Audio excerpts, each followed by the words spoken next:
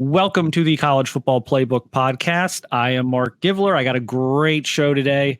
We've got an awesome panel. We are going to talk about some of the big spring quarterback battles around the country. We've got three of the top programs in the country replacing kind of legendary quarterbacks within their programs.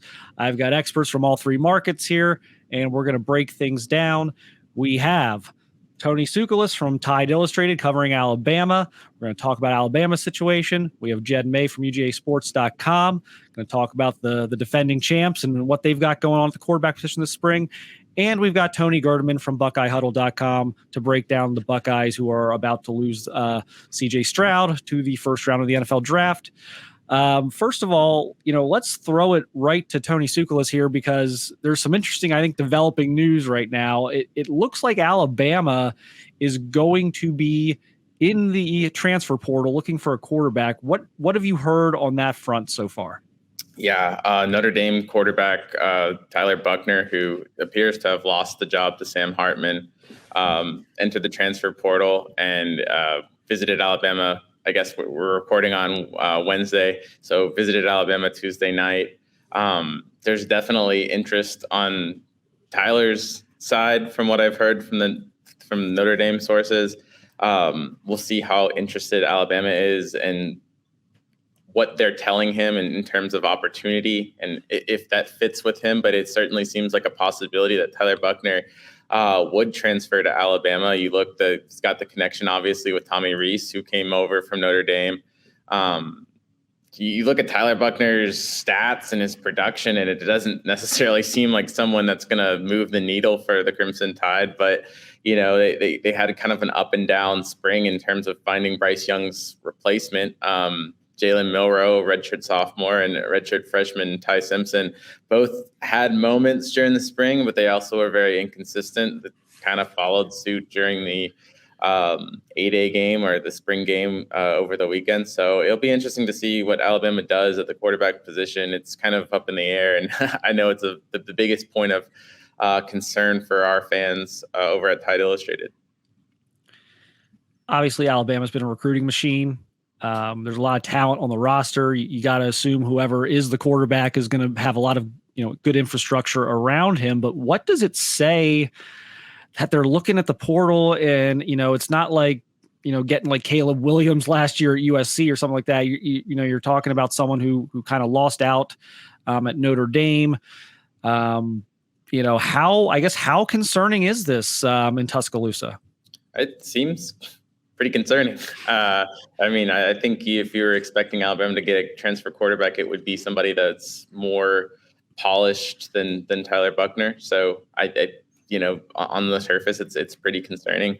Nick Saban talked about that he wants to see every position play winning football. I think Ty Simpson and Jalen Milroe are capable of playing winning football, but I don't think they did so during the spring game. And that's all really we have the judge on. Alabama has obviously seen more, and I've seen more optimistic reports coming out of from Alabama sources at the two scrimmages leading up to the 8A scrimmage. But I don't think there's obviously not a lot of confidence if you're looking at the transfer portal, especially without an elite name in there. So yeah, I'd say it's pretty wide open at the quarterback position, and that is a little bit concerning for Alabama. Let's throw it over to the other side of the SEC. Jed, I think it's fair to say that no quarterback in the history of the Georgia program won more big games than Stetson Bennett. How do you replace that leadership? And, he's probably an underrated talent as well. It's probably, I think, especially last year, he, made amazing plays in the Peach Bowl. And where does that stand? I think it was like a 3-horse race down there in Athens.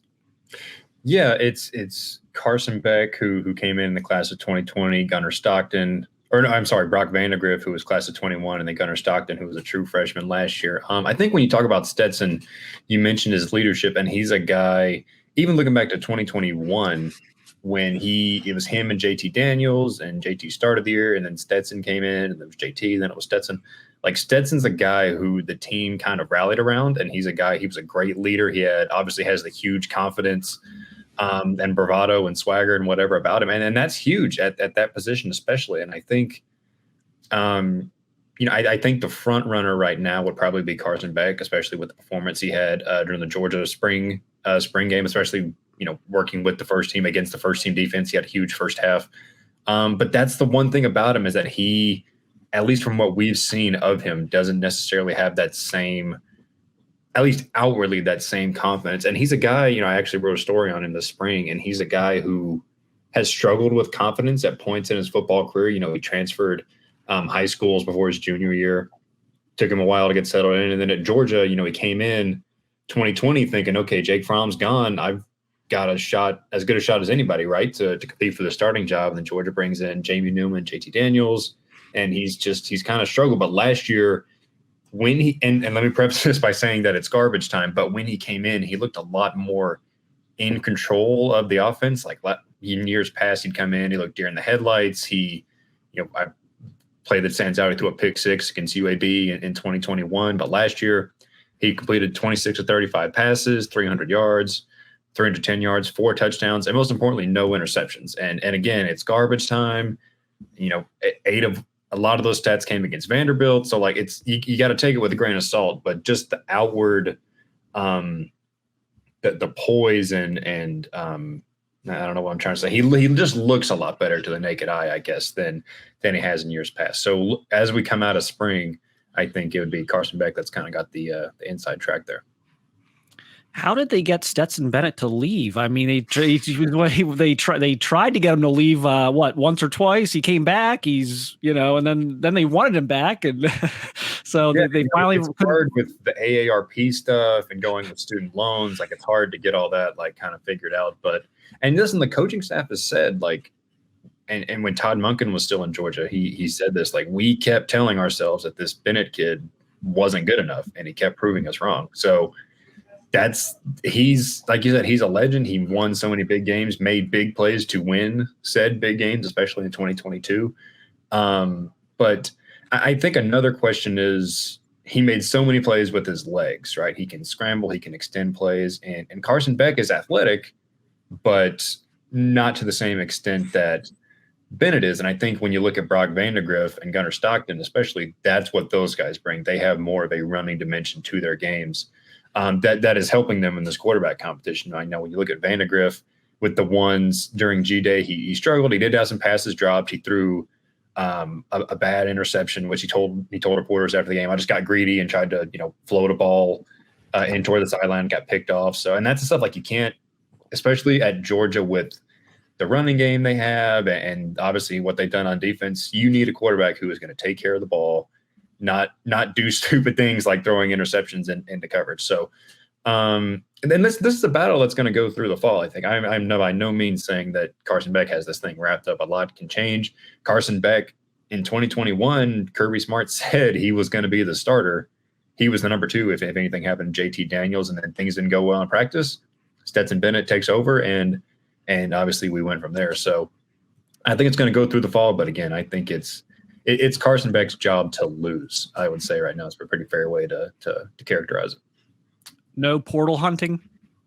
No, I don't think so. I just think if you're a quarterback going in the portal, you want, like Tyler Buckner, for example, okay, you want to go somewhere where, okay, if I go to Alabama, I will at least have a really good shot to compete to win this starting job with Milroe and Ty Simpson. At Georgia, theoretically, you could tell a guy, hey, you've got a chance to compete. But you're coming in, you're learning a new offense, you're having to develop chemistry with these receivers that all these other quarterbacks have been around for years. So, and I don't think any quarterback would portal into any place to be knowing that you're going to be a backup or a third string guy. So, I mean, nothing's impossible in college football, I guess. I don't see Georgia adding a quarterback out of the portal. I don't think. Tony Gerdeman, we've talked about this before, maybe the most legitimate quarterback battle that Ohio State's had in quite a while. Where does that stand coming out of the spring? Yeah, it's unfortunate. Devin Brown, who is competing with Kyle McCord, redshirt freshman Devin Brown, got injured last week of spring, so we didn't get to see them both compete in the spring game and then draw our own massive conclusions about who should be starting at Ohio State. But, as Jed said, the betting favorite, or the guy that you're probably going with right now, is Kyle McCord over Devin Brown. That's just based on experience. He started a game in 2021 as a true freshman against Akron, against an Akron team that wouldn't make the FCS playoffs that year. They were very bad, but still has that experience. And so I think at this point they split reps all spring long, ones and twos. Sometimes Devin Brown would be with the ones, sometimes Kyle McCord would be with the ones, and the other guy would be with the twos. So they shared reps, and it was a true competition. And Ryan Day said that he was hoping somebody would step forward and take the job. That didn't happen, and so that will continue. The competition will continue into the fall. Right now, Devin Brown is going to miss about 4 weeks of summertime throwing as he gets broke his finger and gets that fixed. And so Kyle McCord has another opportunity to, either maintain a lead or gain some more ground. It's just interesting to me that, Kyle McCord has this experience over Devin Brown, but it's still very even. And you're wondering if Kyle McCord isn't pulling away at this point, will Devin Brown catch him in these next 30 odd practices of a fall camp? And, we'll see. There's plenty of weapons for both guys to look good. That's for sure. How harmful do you think this hand injury is to Devin Brown's chances of starting? I guess maybe it was okay timing because it was toward the end of spring, but he misses the spring game, and now it's going to be McCord kind of being the man driving summer workouts here for the next month or so and getting with the guys. Yeah, and the thing you have to understand, at Ohio State, a hand injury to a quarterback is a very significant piece of lore, because it was a hand injury to Joe Burrow in the fall camp of 2017 that led to Dwayne Haskins being essentially given the backup job. And then it was Dwayne Haskins who came into the Michigan game when JT Barrett went down, saved the day. And then nothing Joe Burrow could really do in the spring of 2018 could overtake what Dwayne Haskins did against Michigan.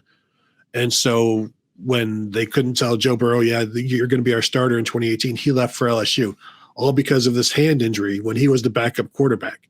And so when Ryan Day mentions before the spring game, the week leading up to the spring game, by the way, Devin Brown has a hand injury, and then immediately that sends up red flares. And so I asked Ryan Day, hey, Dwayne Haskins, Joe Burrow. He's like, it's nothing like that. I know what you're trying to say. I know where you're going. It's nothing like that. This is just he missed.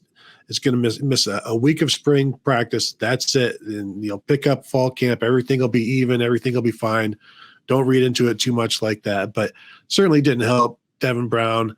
And he's a more mobile guy, and so he uses his legs a bit more than Kyle McCord. But not having that hand, obviously, he's a guy. Kyle McCord throws the ball better than Devin Brown, I think, at this point.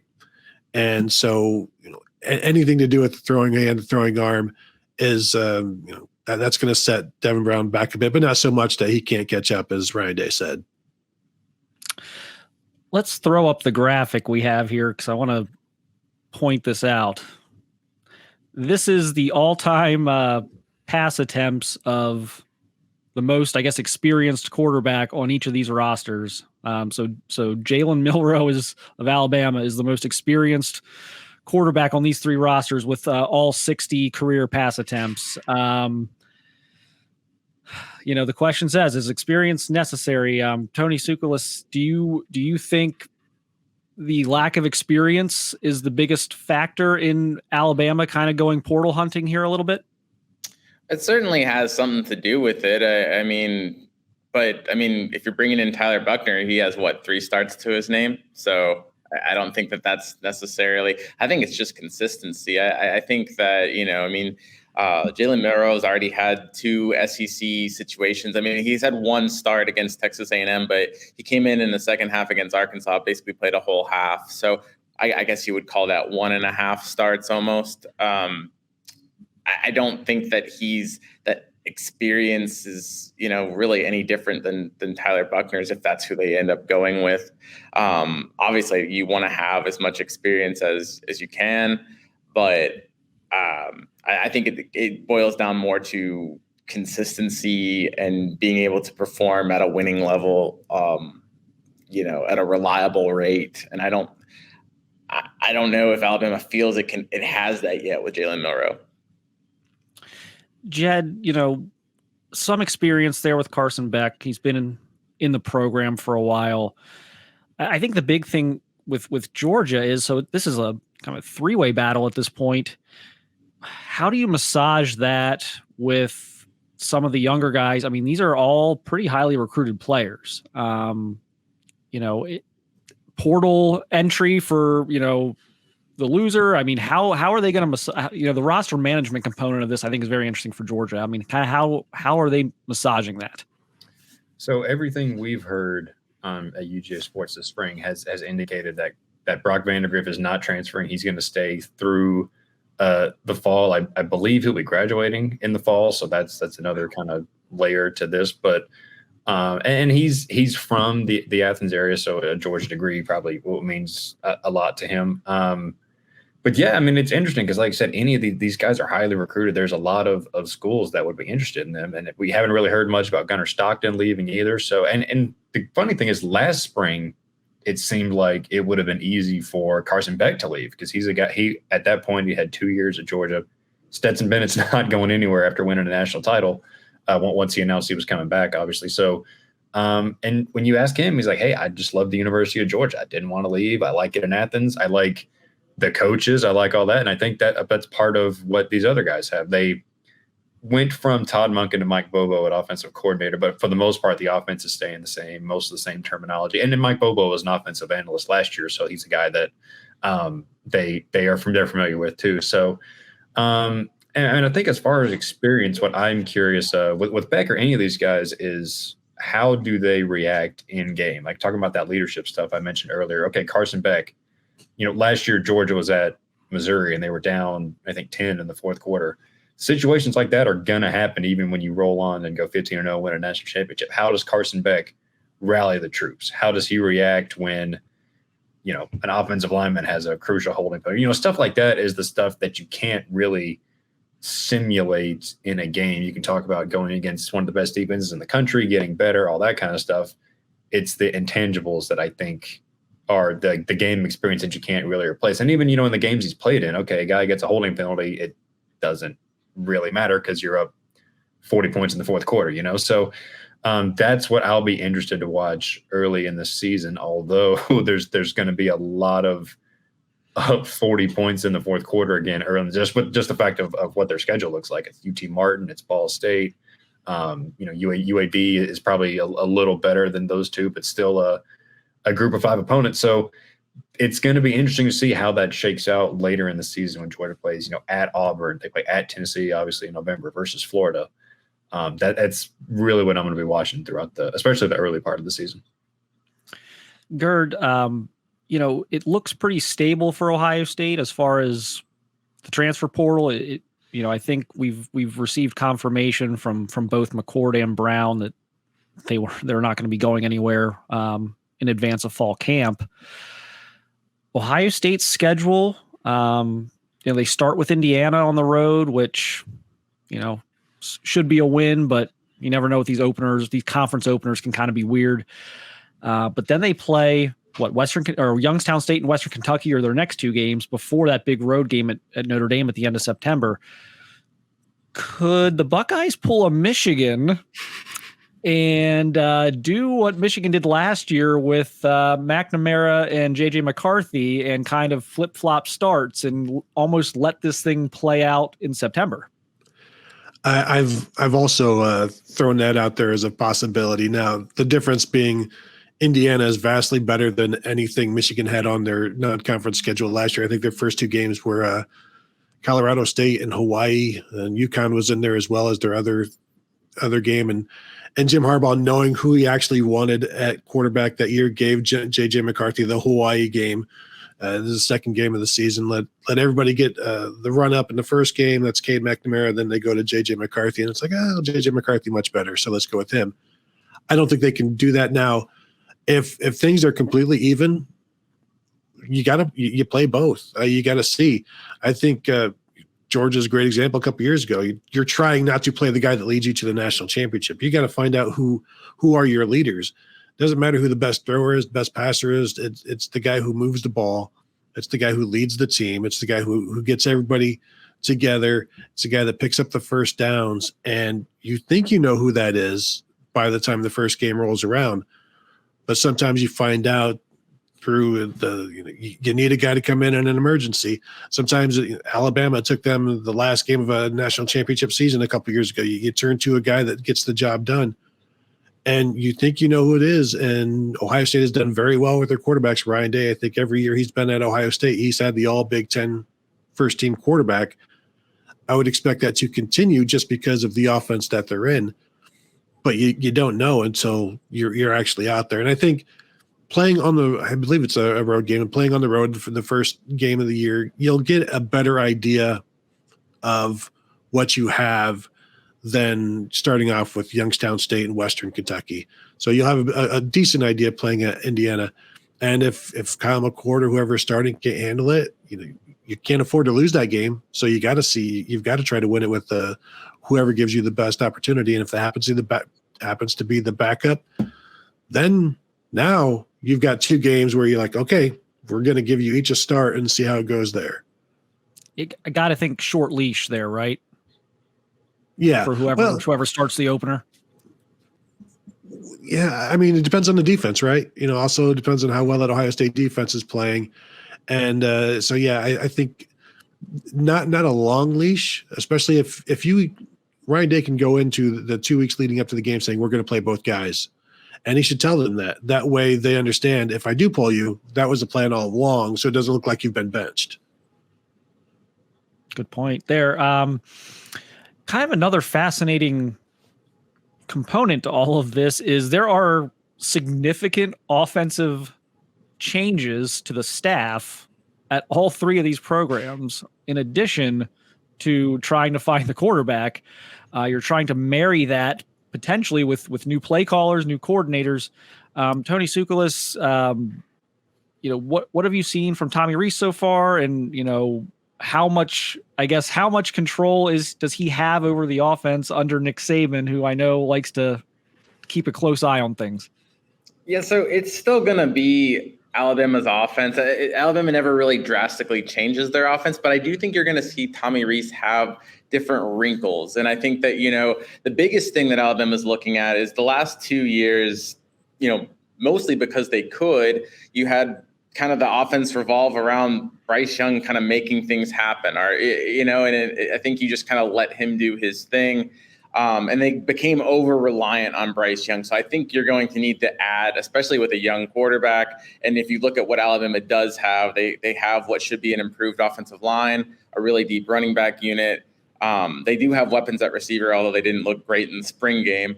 So I think that, you're going to see more balance on offense with Tommy Rees. I think you're going to see maybe more 2 tight end sets. That's another thing that Alabama should have is decent tight end play. They brought in CJ Dupree from Maryland. They also have Amari and Black. So that's a, interesting kind of 1-2 duo right there. And so I think you're going to see them kind of run the ball a little bit better. And, I don't think it's going to be drastically just a ground and pound, but I think they're going to have more of their identity. And you're going to have things to set up the young quarterbacks and kind of put them in better situations. Whereas before, I think you could just kind of let Bryce Young kind of run the show. You're not going to have, no matter who they bring in, they're not going to have anybody that reaches anywhere close to that level. So you're going to have to do things differently in order to move the ball. Yeah, Jed, offensive coordinator change there at UGA. How does that impact things as far as just the whole evaluation process for these quarterbacks? Bobo was on staff previously. Advantages, disadvantages, I guess, for the quarterbacks as far as having a new OC. Yeah, I mean, he was on staff actually during the Mark Richt era as offensive coordinator and drew the ire of fans a lot for like every offensive coordinator will. And then last year came back as an analyst and now was like when Todd Monken left, it was actually, I think the same day Todd Monken announced he was going to the Ravens and Bobo was promoted the same day. There was not a huge nationwide search. No, we're gonna settle for this guy. This was a move Kirby Smart kind of had in mind since the end of last season. So I think one interesting wrinkle: Gunnar Stockton was committed to South Carolina when Mike Bobo was on staff there. I don't think. I mean, obviously those two have a good relationship, but I still think Gunnar is below the level of Beck and Vandegrift in this competition right now, just because he's younger. He hadn't been in the offense as long, all that kind of stuff. So I think it's going to be Beck or Vandegrift that ends up winning this thing. But that does help Gunnar, the fact that he's got a relationship with Mike Bobo.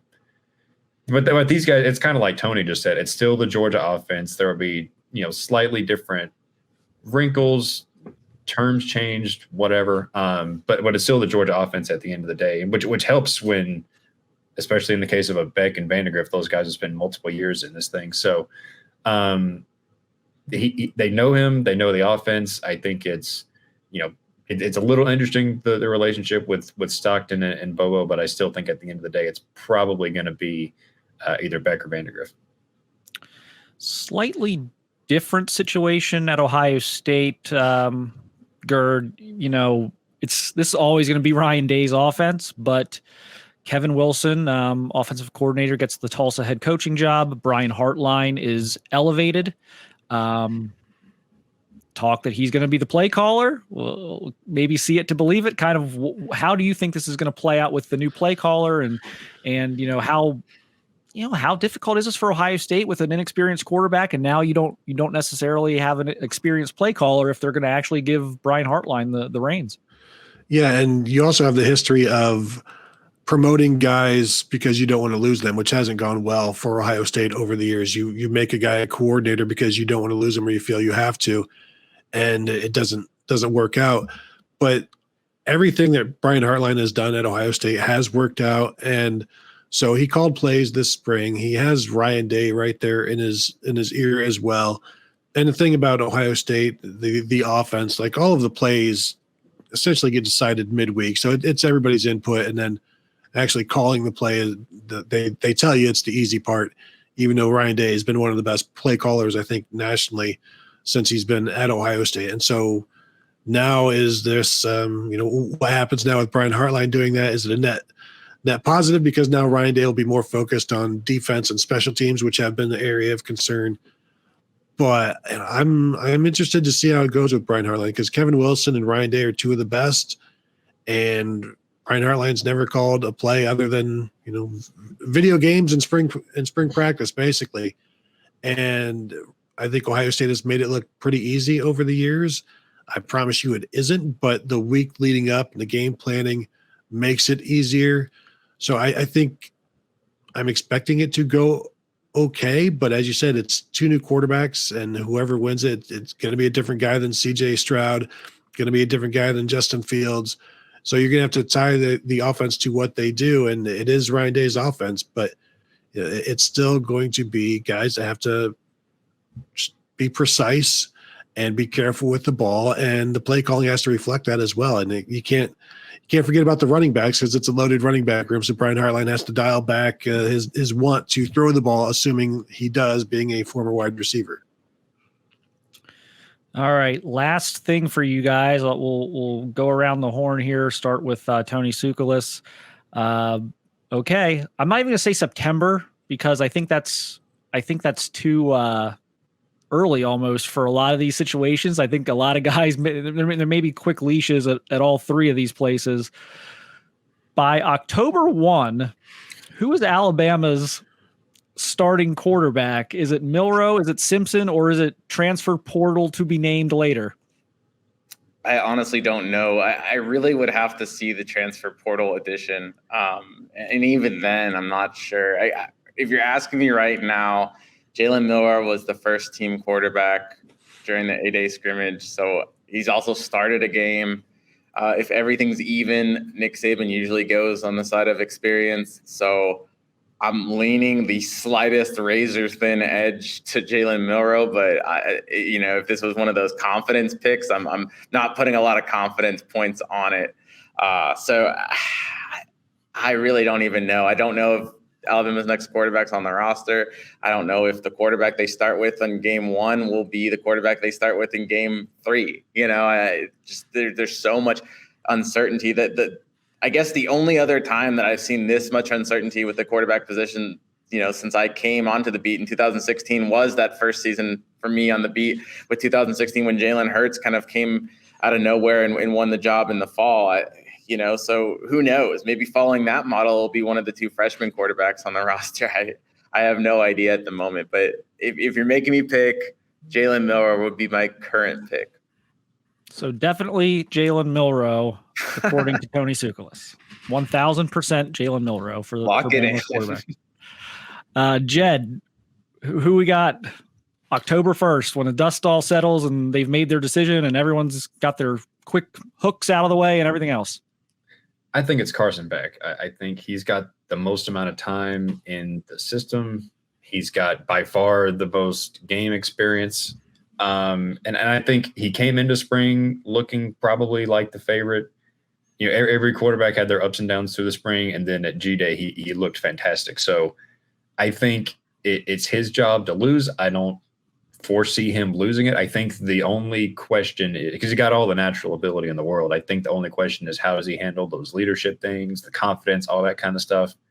And I think he has grown by leaps and bounds in that area over the past probably year-ish or so. Like talking to some high school coaches that coached him, they met with him last spring, last fall, and everything. They're like, he's not even the same person he was when he started his career at Georgia. So I think he's got that side of things kind of figured out. And I think that confidence is only going to grow the more reps he gets with the ones through the summer and obviously through the fall. So I think it's Carson Beck. And I think, Georgia's with the supporting cast they've got around and they've got a shot to do some more good things on offense, even without the mailman making the deliveries anymore. All right, Gerd, who's it going to be? McCord, Brown? Yes, it will be one of those 2. Coming into the spring, I was 55-45 McCord. I think I'm 60-40 now. And nothing that I saw made me think it wasn't going to be Kyle McCord, other than the fact that at some point, maybe could he have taken more reps from Devin Brown with the ones? But the spring is for finding out what exactly you have. So they gave everybody the same number of reps. But I believe it will be Kyle McCord. He's got the most experience. I think he's the most experienced leader as well. And that's something that he has been focused on since he arrived at Ohio State. Because remember, he came to Ohio State. He was competing to start as a true freshman. And so since then, he's been working on his leadership skills. He's taken ownership of this team. CJ Stroud was here. He was still one of the leaders. Now that he's gone, he's definitely one of the leaders. And this is his 3rd year. So you're a veteran now. And so I'm going to go with Kyle McCord, but Devin Brown, former #1 player in the nation, maybe not a bad second.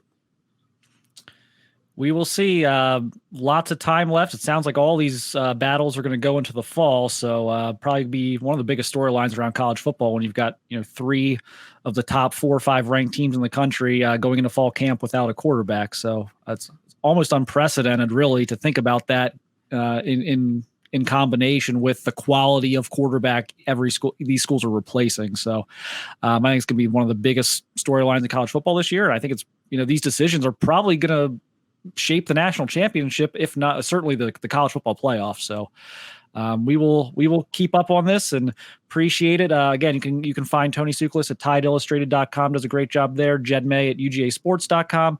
Tony Girdman, BuckeyeHuddle.com for all your Ohio State coverage. Thank you guys, and thanks everyone for watching and listening. Please subscribe to the channel and or on the podcast feed. We will have it on your podcast platform of choice, so you can catch us there if you'd rather listen. But thanks everyone for watching, listening, and we will see you next time.